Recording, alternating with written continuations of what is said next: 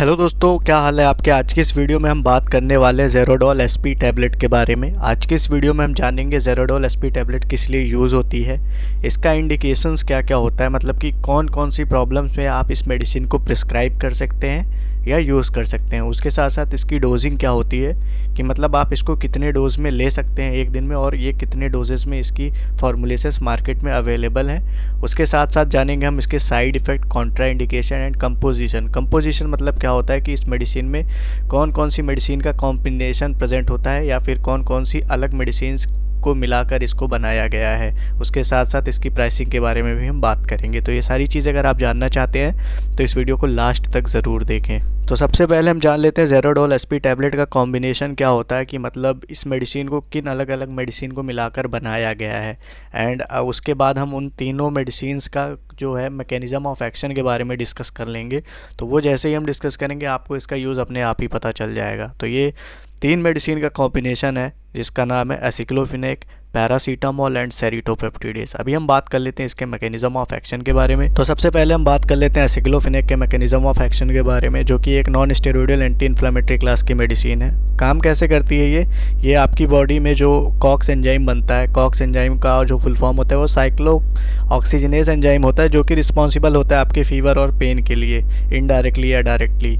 अब ये कैसे काम करता है कॉक्स एंजाइम आपकी बॉडी में जो आर्किडोनिक एसिड पहले से प्रेजेंट होता है उसको प्रोस्टाग्लैंडिन्स में कन्वर्ट कर देता है, और जो प्रोस्टाग्लैंडिन्स होता है वो केमिकल रिस्पॉन्सिबल होता है आपकी बॉडी में पेन के लिए, फीवर के लिए या फिर कोई भी इन्फ्लेमेशन होता है। तो एसिक्लोफिनेक क्या करता है, ये उसी कॉक्स एंजाइम को इनहिबिट कर देता है, मतलब कि रोक देता है, जिसकी वजह से आर्किडोनिक एसिड प्रोस्टाग्लैंडिन्स में कन्वर्ट नहीं हो पाता है, और जिसकी वजह से आपका जो फीवर होता है, इन्फ्लेमेशन होता है या फिर जो पेन रिलेटेड प्रॉब्लम होती है वो ठीक हो जाती है।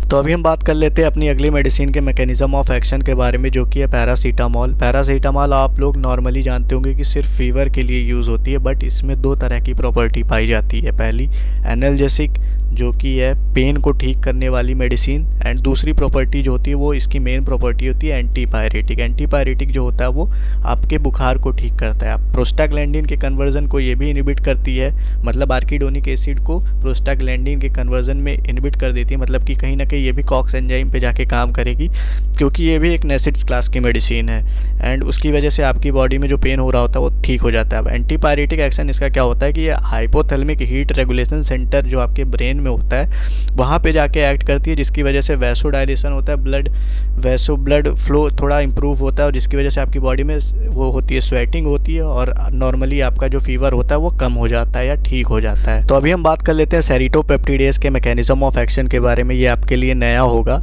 तो इसमें प्रॉपर्टी जो होती है इसकी एंटी इन्फ्लामेटरी प्रॉपर्टी आती है, जो कि इन्फ्लामेशन मतलब होता है आपकी बॉडी में कोई भी एलर्जी हो गई, उसकी वजह से सूजन आ गया, फीवर आ गया, या फिर दर्द हो रहा है, पेन हो रहा है एलर्जी की वजह से, किसी इन्फेक्शन की वजह से, तो उसको इन्फ्लामेटरी बिहेवियर बोलते हैं। ये 3 केमिकल की वजह से होता है, ब्रेडिकाइनिन, हिस्टामिन एंड सीरोटोनिन। और भी होते हैं बट जो मेन ये होते हैं ब्रेडिकाइनिन, हिस्टामिन एंड सीरोटोनिन।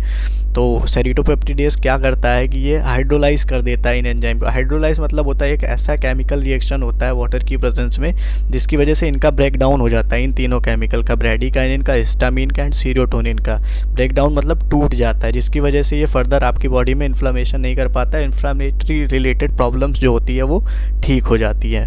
अगर हम बात करें इसकी एनाल्जेसिक प्रॉपर्टी की, तो ये डिक्रीज करता है ब्रेडिकाइनिन को। ब्रेडिकाइनिन भी एक अमीन रिलेटेड कंपाउंड है जो कि पेन कॉज करता है, तो उसका भी ये इनहिबिशन कर देता है। और सेरिटोपेप्टिडेज का एक और मेन काम पाया गया जो कि एंटी एडेमिक होता है। एंटी एडेमिक मतलब कहीं भी आपकी बॉडी में फ्लूइड इकट्ठा हो जाता है जिसकी वजह से सूजन आ जाती है, वो किसी चोट की वजह से सूजन आ गई है, इन्फेक्शन हो गया, सूज गया है, वहाँ पे कुछ ऐसे टिश्यू फ्लूइड्स भर गए हैं, या फिर ऐसे कुछ भी हो गया, सूजन आ गई है, उसमें पानी भरा हुआ, बहुत लोग बोलते हैं पानी भरा हुआ, फोड़े फुंसी हो जाते हैं, सूजन आ जाती है, तो उस केसेस में भी इस मेडिसिन को प्रिस्क्राइब किया जाता है। उसमें क्या करता है, ये जो फ्लूइड्स प्रेजेंट होता है, फ्लूइड मतलब कोई जो लिक्विड प्रेजेंट होता है आपके इन्फेक्शंस या फिर कहीं पे घाव हो रहा होता है, वहाँ पे जो सूजन आई होती है वहाँ पे फ्लूइड इकट्ठा हो जाता है, तो उसी को ये थिन कर देता है, जिसकी वजह से उसका फ्लो होता है वो बढ़ जाता है, और जिसकी वजह से वो आसानी से आपकी बॉडी से निकल जाता है, और वहाँ से घाव के पास से उसका जो इकट्ठा हो रहा होता है एक्यूमुलेशन भी कम हो जाता है, जिसकी वजह से आपका घाव काफ़ी काफ़ी जल्दी ठीक हो जाता है। तो अभी हम बात कर लेते हैं ज़ेरोडोल एसपी टैबलेट के इंडिकेशन के बारे में। इंडिकेशन क्या होती है कि मतलब किन किन केसेस में आप इस मेडिसिन को प्रिस्क्राइब कर सकते हैं या खुद से ले रहे हैं, तो आपको कौन सी ऐसी प्रॉब्लम्स आ रही हैं जिसको आप सोच के समझ के इस मेडिसिन को खा सकते हैं। तो वैसे ही अगर आपने मैकेनिज्म ऑफ एक्शन को ध्यान से सुना होगा तो आपको काफ़ी कुछ आइडिया हो गया होगा कि किन केसेस में लेते हैं, बट फिर भी हम एक्सप्लेन कर देते हैं। स्वेलिंग के केस में अगर आपको सूजन होती है, इन्फ्लामेशन होता है, कोई पेन, इन्फ्लामेशन से रिलेटेड कोई पेन होता है या फिर दर्द होता है, बुखार हो जाता है, जॉइंट में बुखार होता है, मसल्स में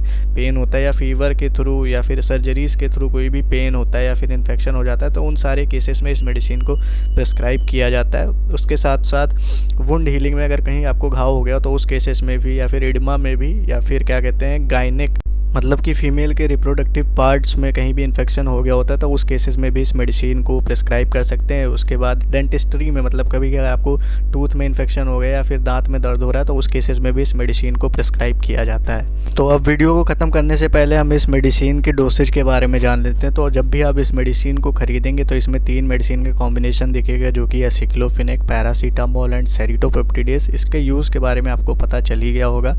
इसका जो अमाउंट होता है मतलब कितना प्रेजेंट होता है, सारा का रेशियो जो है वो एसिक्लोफिनेक 100 mg प्रेजेंट होता है, पैरासीटामोल 325 mg एंड सेरिटोपेप्टिडेस 15 mg। जो आईपी लिखा हुआ है वो इंडियन फार्माकोपिया, मतलब कि इस मेडिसिन को आईपी से की फॉर्मुलेशन से बनाया गया है। और इस मेडिसिन का जो अपटेक होता है वो बिसिंडाई, मतलब आप एक दिन में 2 ले सकते हैं। होपफुली ये वीडियो आपके लिए थोड़ी बहुत हेल्पफुल रही हो। अगर वीडियो पसंद आई हो तो नीचे दिए गए लाल बटन को दबाकर चैनल को सब्सक्राइब करें, लाइक करें और कमेंट में बताएं वीडियो कैसी लगी, या फिर इस मेडिसिन से रिलेटेड कोई भी क्वेरी रहती है तो आप हमको कमेंट सेक्शन में आके पूछ सकते हैं। Thank you.